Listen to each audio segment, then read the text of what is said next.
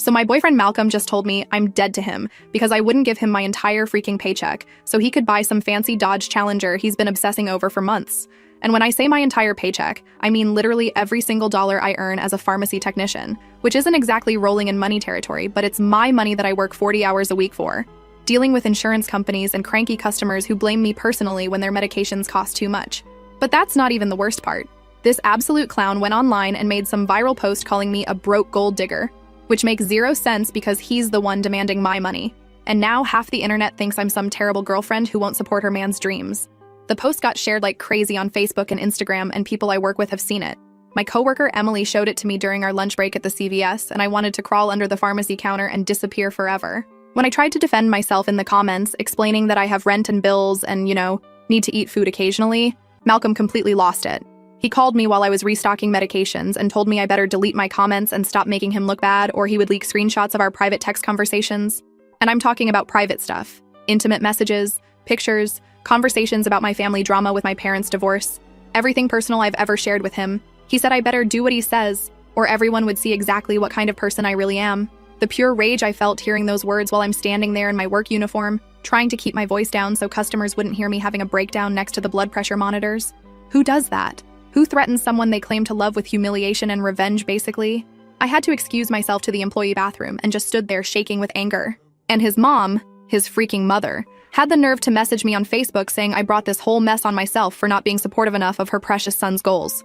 She wrote this long paragraph about how a real woman would sacrifice for her man and how disappointed she is in my attitude. Like, lady, your 32-year-old son is throwing tantrums because his girlfriend won't bankrupt herself for his midlife crisis car.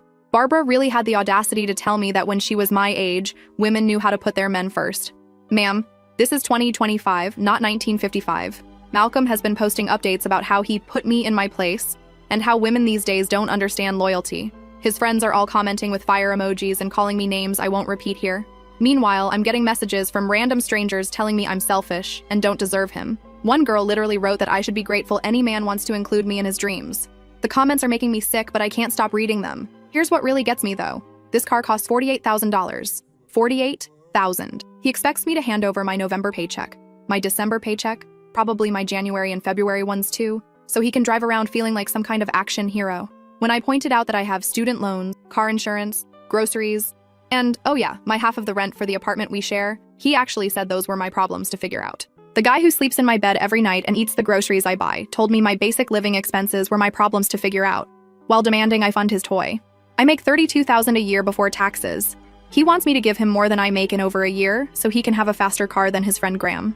I've been with Malcolm for 2 years and 3 months to be exact. We moved in together last spring when his lease was up and mine was ending anyway. Things weren't perfect, but they were decent enough. He makes around $55,000, which is more than me, but apparently not enough for the specific car he wants right now immediately without any planning or saving. The whole obsession started in September when his friend Graham got some bright red Camaro, and suddenly Malcolm decided his car was embarrassing and beneath him. He started spending literally hours every night online looking at car listings and showing me pictures of these expensive machines like I was supposed to get excited about going into debt for them. He'd interrupt my favorite shows to show me yet another listing and get annoyed when I didn't share his enthusiasm. When I suggested maybe saving up first or looking at certified pre-owned options that wouldn't require my entire financial contribution, he got annoyed and said I didn't understand his vision. His vision apparently requires my entire paycheck while he keeps his money for whatever he wants. He told me real couples make sacrifices for each other's happiness, but somehow all the sacrificing was supposed to come from me. Last week, he started getting more aggressive about it. He'd bring up the car every single day, during dinner, while we're watching TV, when I'm getting ready for work in the morning, constantly talking about how this car would change his life and make him feel confident and successful. He said he deserved to have nice things after working so hard and that I should want to help make that happen. When I pointed out that I work hard too and also deserve to have my basic needs met, he said that was different because his career has more potential and my pharmacy tech job is just something I do until I find something better.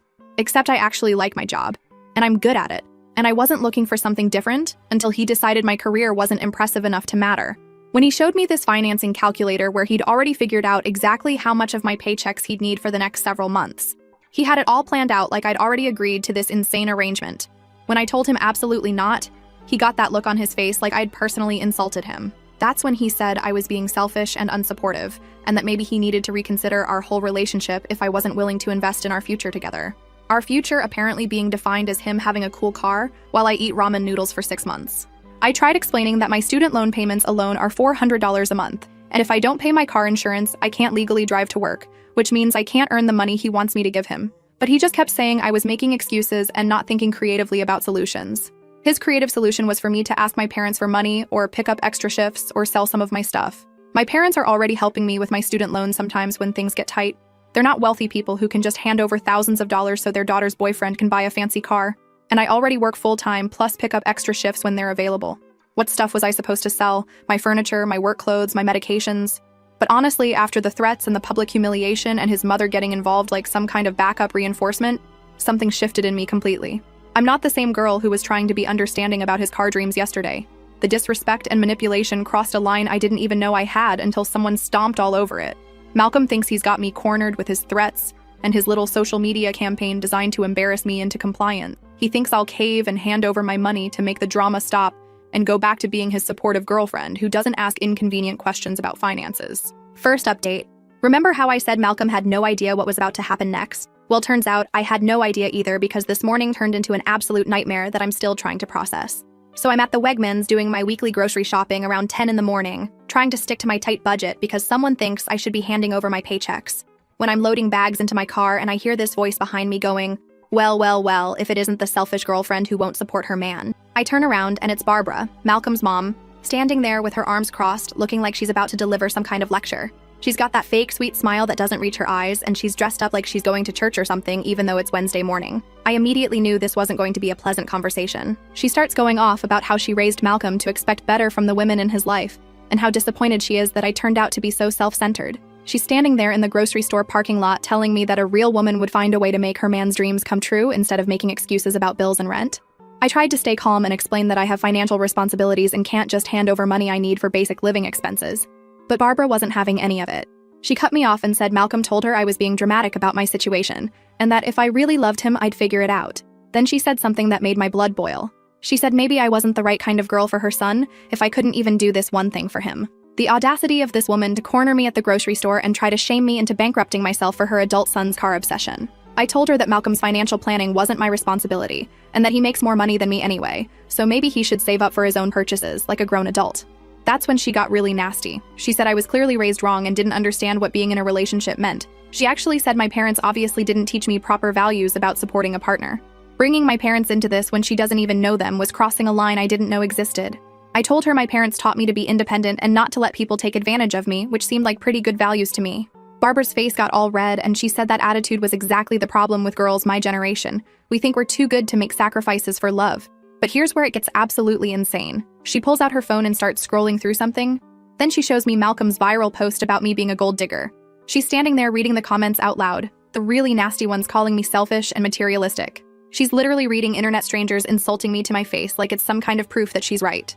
I asked her if she thought it was appropriate for her son to publicly humiliate his girlfriend online when he didn't get his way, and she said sometimes men have to take drastic measures to get through to stubborn women. She said Malcolm was just trying to help me see reason, and that I should be grateful he cared enough to try to teach me better. Teach me better. Like I'm some kind of disobedient pet who needs training. I was so angry I could barely speak, but I managed to tell her that threatening to leak private messages was not teaching. It was manipulation and emotional abuse. Barbara laughed and said I was being overly dramatic, and that Malcolm would never actually do anything to hurt me. She said he just needed me to understand how serious he was about this car and how important it was to him. She kept insisting that if I really loved him, I'd want to make him happy, even if it meant some temporary inconvenience for me. Temporary inconvenience. That's what she called me not being able to pay for food and rent for months. Then she said something that made me realize this whole family is completely twisted. She told me that when she was engaged to Malcolm's father, she gave him money for a motorcycle he wanted, even though it meant she had to move back in with her parents for a while. She said that's what women do for the men they love, and she was proud to make that sacrifice. I pointed out that she was talking about her fiancé, not some boyfriend she'd been dating for 2 years, and that moving in with family wasn't the same as being unable to afford basic necessities. But she just kept going on about how modern women don't understand commitment and loyalty. The conversation got even weirder when she started talking about how Malcolm deserves to feel proud and confident, and how having nice things is important for a man's self-esteem. She said I should want to contribute to his success and happiness instead of holding him back with my selfishness. Like his self-esteem was somehow my financial responsibility. I asked her point blank if she thought it was reasonable for Malcolm to expect his girlfriend to give him her entire paycheck when he makes more money than her and could save up for the car himself. She said that wasn't the point. The point was that couples should support each other's dreams, and I was failing as a partner. But then she said something that really showed me how messed up this whole situation is. She told me that Malcolm had been talking to her about our relationship for months, complaining that I wasn't ambitious enough and didn't seem invested in building a future together. She said he'd been questioning whether I was really girlfriend material or just someone he was wasting time with. So apparently Malcolm had been bad-mouthing me to his mother for months before this car situation even came up. He'd been building a case against me as some kind of inadequate girlfriend who wasn't measuring up to his standards. The car demand wasn't really about the car. It was some kind of test to see if I'd prove my devotion by destroying my financial stability for his wants. I told Barbara that I didn't appreciate being discussed and judged behind my back, and that if Malcolm had concerns about our relationship, he should have talked to me directly instead of running to mommy about his problems. That really set her off, and she said I was being disrespectful and proving exactly what kind of person I was. She started raising her voice and attracting attention from other people in the parking lot, telling me that I was going to lose Malcolm if I didn't change my attitude and start acting like a supportive girlfriend. She said he had options and didn't have to settle for someone who wasn't willing to invest in their relationship. I told Barbara that any man who would threaten and publicly humiliate his girlfriend for not funding his luxury purchases wasn't worth keeping, and that maybe Malcolm should find someone who shares his values about relationships being financial transactions. She got even more angry and said I was being bitter and vindictive and that I'd regret throwing away a good relationship over money. But here's the thing that really got to me. She kept calling it a good relationship. Like public humiliation and threats and financial manipulation were signs of a healthy partnership. Like Malcolm's behavior was normal and my refusal to accept it was the problem. The whole conversation lasted maybe 20 minutes, but it felt like hours. By the end, Barbara was practically yelling at me in the parking lot about how I was making a huge mistake and how Malcolm deserved better than someone who wouldn't even try to make his dreams come true. She said I was going to end up alone and miserable if I kept thinking I was too good to compromise for love. I finally told her I was done with the conversation and started to get in my car, but she grabbed my arm and said Malcolm was going to call me later and I better think carefully about what I wanted to say to him. She said this was my last chance to fix things before he decided I wasn't worth the trouble. The implied threat was crystal clear: comply or lose him.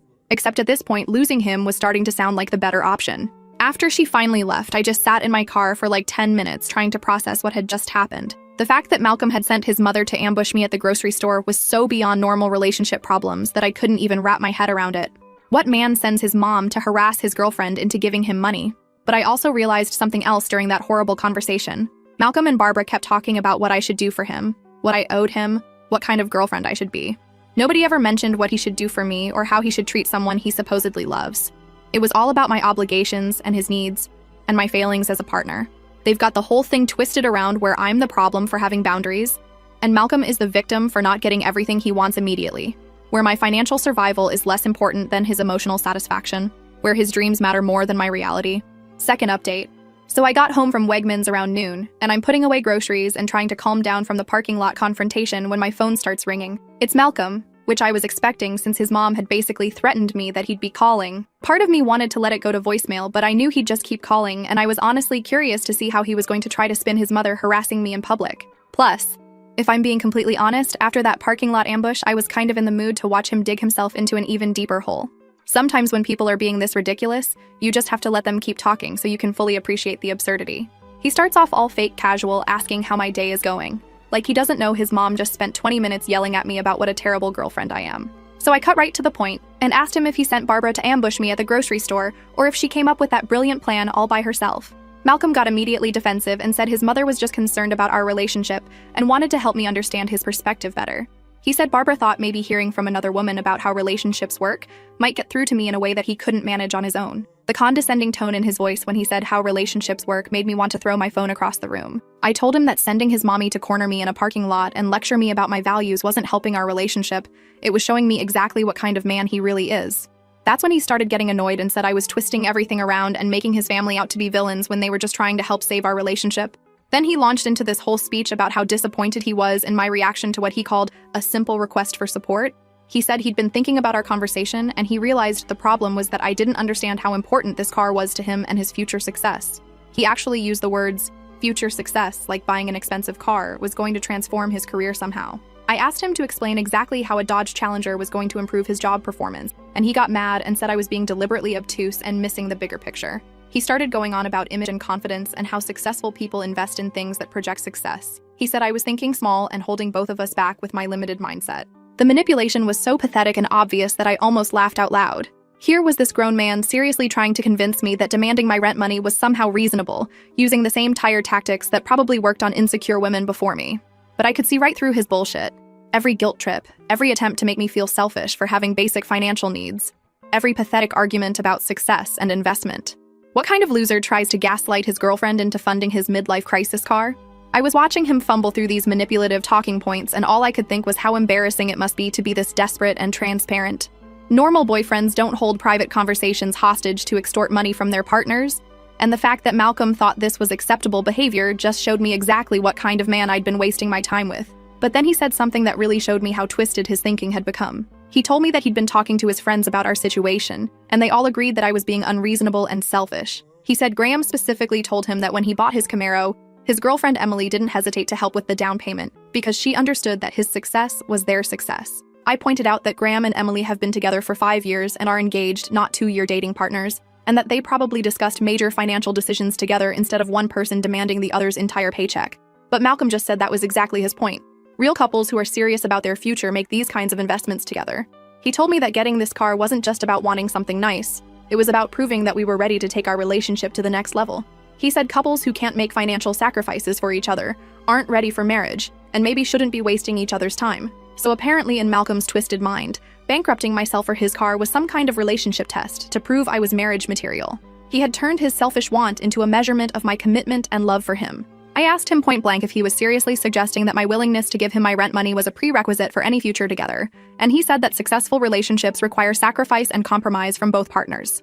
When I pointed out that all the sacrifice seemed to be coming from me while he kept all his money for himself, he got really angry. Malcolm started yelling that I was being dramatic and turning everything into some kind of gender war instead of recognizing that he was trying to build something better for both of us. He said the car would benefit me too because I'd get to ride in it and be seen with someone who had his life together. Like I should be grateful for the privilege of being associated with his fancy car that I paid for. This fool really thought I should be thankful for the opportunity to bankrupt myself so he could look cool in front of his friends. Like being seen in a car I couldn't afford was some kind of amazing gift he was offering me. I told him that if he wanted to impress people with expensive things, he should use his own money like every other adult on the planet.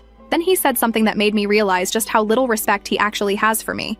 He told me that my job at the pharmacy wasn't a real career anyway, just something I was doing temporarily until I figured out what I actually wanted to do with my life. He said since I wasn't investing in my own future, the least I could do was invest in his. I couldn't believe he was dismissing my career like that. I've been working in pharmacy for 3 years. I'm good at what I do. I help people get the medications they need, and I actually enjoy most aspects of my job. But apparently none of that matters because it doesn't make enough money to impress Malcolm's friends or fund his lifestyle upgrades. When I told him that my career was important to me, and that I wasn't just killing time until something better came along, he laughed and said I was being defensive about a job that anyone could do with minimal training. He said if I was serious about having a real career, I'd be working on improving myself instead of making excuses about bills and rent. The disrespect was so complete and devastating that I actually felt sorry for him. Imagine being so insecure about your own job that you have to put down your girlfriend's honest work to feel better about yourself. I told him that at least my job actually helps people instead of just pushing paperwork around an insurance office, and he completely lost it. Malcolm started screaming that I was being cruel and attacking him personally when he was just trying to have an honest conversation about our future. He said I was showing my true colors and proving that I didn't really care about his feelings or his goals. Like, buddy, you just spent 10 minutes trashing my career and now you want to talk about hurt feelings? But it got even worse.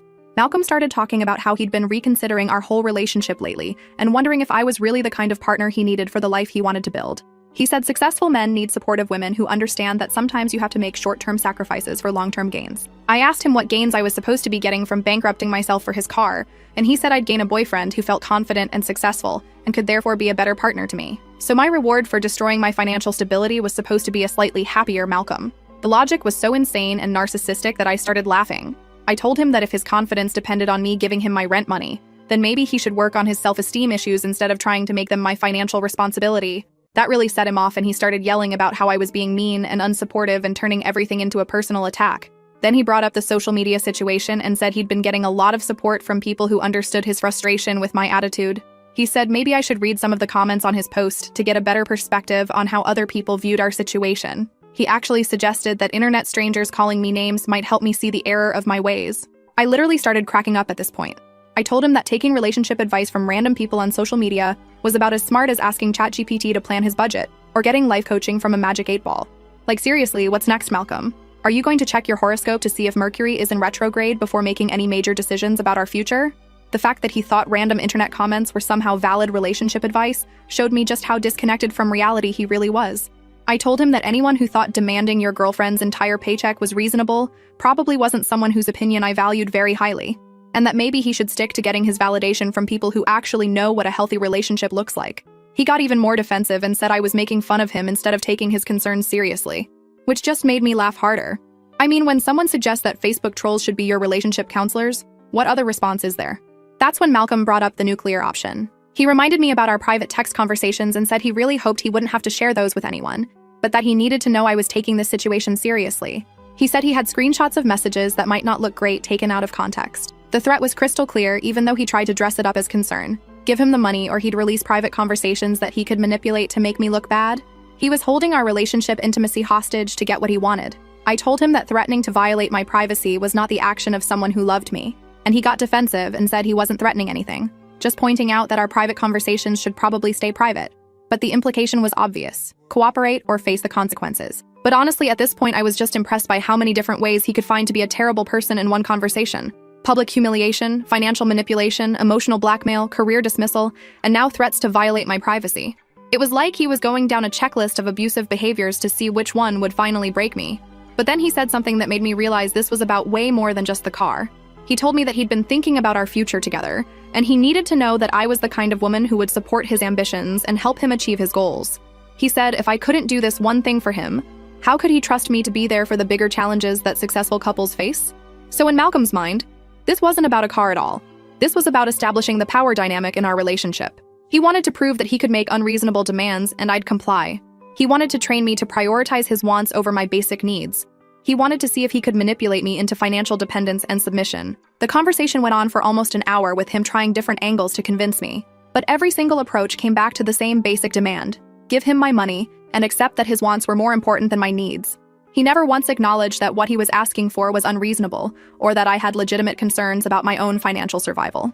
By the end of the call, I was exhausted from trying to explain basic concepts like personal boundaries and financial responsibility to someone who seemed fundamentally incapable of understanding that other people's needs mattered too. Malcolm ended the conversation by saying he'd give me until Friday to think about everything and make the right decision. The right decision. Like there was only one acceptable outcome and anything else would be wrong and selfish and proof that I didn't really love him. He never apologized for the public humiliation or the threats or the complete dismissal of my career. He was so focused on getting what he wanted that he couldn't even pretend to care about how his behavior was affecting me. Last update, I am living for what happened on Friday, and I need to share every single detail because what went down was so much better than anything I could have planned. So Friday morning rolls around. Malcolm's big deadline day where I was supposed to cave and hand over my paycheck like a good little girlfriend. Instead, I decided it was time to take some real action instead of just talking in circles with this manipulative loser. I called my dad Thursday night and told him the whole situation, about Malcolm demanding my paycheck, the threats, his psycho mother ambushing me, everything. My dad was furious and kept asking me to repeat certain parts like he couldn't believe someone would actually behave that way toward their own girlfriend. Friday morning, my dad calls me around 11 asking if I'm at work. I told him I'd called in sick because I was honestly too angry and stressed to deal with customers' problems all day. He said good because he had some business to handle and wanted me to come with him as a witness. But here's where it gets absolutely perfect. My dad's coworker Kenneth had seen Malcolm's viral post on Facebook and called my dad that morning laughing about this pathetic guy demanding his girlfriend's paycheck for a car. Kenneth was reading the comments out loud, all the people calling me a gold digger and selfish, not realizing he was talking about his coworker's daughter. When my dad told Kenneth exactly who that post was about, Kenneth went completely silent. Then my dad said he needed to go have a conversation with this boy about how men are supposed to treat women, and Kenneth offered to come along as backup. My dad picked me up and we drove straight to Malcolm's office. I tried to tell him maybe this wasn't the best idea, but my dad said no man was going to publicly humiliate his daughter and threaten her and get away with it. He said Malcolm was about to learn what happens when you mess with the wrong family. My dad marched right into that office like he owned the place. The receptionist tried to stop him, but he just said loudly that he needed to speak with Malcolm about the lies he'd been spreading about his daughter online. Half the office heard him and people started gathering around to watch. Malcolm came out to the lobby looking confused until he saw me standing behind my dad, and then his face went completely white. My dad didn't waste any time with small talk. He asked Malcolm if he was the one who posted about demanding his girlfriend's entire paycheck, and then called her a gold digger when she said no. Malcolm started stuttering that it was a misunderstanding and that social media posts don't tell the whole story, but my dad cut him off. He said there was no misunderstanding about a grown man demanding his girlfriend's rent money for a toy car, and then crying online when she had the backbone to say no. The entire office was watching at this point, and Malcolm looked like he wanted to disappear into the floor. My dad kept his voice level, but everyone could hear every word as he asked Malcolm what kind of man threatens a woman with revenge for not bankrupting herself for his wants. Malcolm tried to say that private relationship issues shouldn't be discussed at his workplace, and my dad said maybe Malcolm should have thought about that before he made their private relationship issues public on social media so strangers could call his daughter names. Then my dad really started laying into him. He said he'd raised 3 daughters and never once had to teach them that real men don't beg for money from women, don't send their mommies to fight their battles, and don't throw tantrums when they don't get their way. He asked Malcolm if his own father knew what kind of man he'd raised, because any decent father would be ashamed to have a son who behaves like such a pathetic excuse for a man. Malcolm was turning red and trying to stutter out some kind of response, but my dad wasn't finished. He said it was embarrassing watching a man act like a spoiled child who throws fits when he can't have expensive toys, and that maybe Malcolm should have spent less time planning how to manipulate women and more time learning how to be an actual adult. My dad asked Malcolm's coworkers if they'd ever seen anything like this before. A grown man who expects his girlfriend to pay his bills while he spends her rent money on cars. He said where he comes from, men protect and provide for their families, they don't leech off women and then abuse them when the money runs out. The humiliation on Malcolm's face was beautiful. His co-workers were all staring and whispering, and you could see him realizing that his reputation was being destroyed in real time. One of the older women in the office actually said out loud that she'd never heard of anything so ridiculous in her life. Then my dad dropped the ultimatum that made Malcolm's day even worse. He told Malcolm he had until midnight to get every single thing that belonged to him out of my apartment, and that anything left behind would be in a dumpster by Saturday morning. He said Malcolm had lost the privilege of living with a woman who was too good for him the moment he decided to publicly humiliate her for not funding his midlife crisis. Malcolm started panicking and saying he needed more time, that he couldn't find a new place that quickly, but my dad said that wasn't his problem or mine. He said Malcolm should have thought about housing before he decided to bite the hand that was feeding him. Maybe his mommy could take him in since she seemed so invested in his relationship decisions. My dad said Malcolm was lucky he was getting until midnight instead of being thrown out on the street right that minute, which is what would have happened if my dad had raised such a disrespectful son. He told Malcolm that real men don't threaten women, don't manipulate them for money, and don't send their mothers to harass their girlfriends in parking lots like some kind of pathetic mama's boy. Then my dad did something I'll never forget. He pulled out his phone and said that since Malcolm seemed to think public humiliation was an appropriate way to handle relationship problems, maybe Malcolm would like to make a public apology to set the record straight about what kind of man he really is. Malcolm started begging my dad not to record anything, saying his job was already in jeopardy, and he couldn't handle any more public embarrassment. My dad said Malcolm should have considered the consequences before he decided to act like a manipulative little boy who throws fits when women won't give him money. But my dad was already recording, and he told Malcolm he could either explain to everyone watching why he thought financial abuse was acceptable, or he could apologize for being a lying, manipulative coward who picks on women because he's too weak to handle actual adult responsibilities. The whole office was completely silent watching this unfold. Malcolm looked around at all his co-workers staring at him, and he just completely broke down. He started crying and saying he was sorry and that he'd made terrible mistakes and that he knew he didn't deserve someone like me. My dad kept the phone recording and told Malcolm to be specific about what he was apologizing for, and why he thought it was acceptable to treat women like ATMs with benefits. So there's Malcolm, sobbing in front of his entire office, admitting on camera that he'd tried to financially manipulate his girlfriend and threaten her into funding his expensive car through public humiliation and blackmail. It was the most pathetic thing I've ever seen in my life. This grown man who'd spent a week acting like he had all the power, completely falling apart the moment someone stood up to him. His co-workers were looking at him like he was insane, and honestly, who could blame them?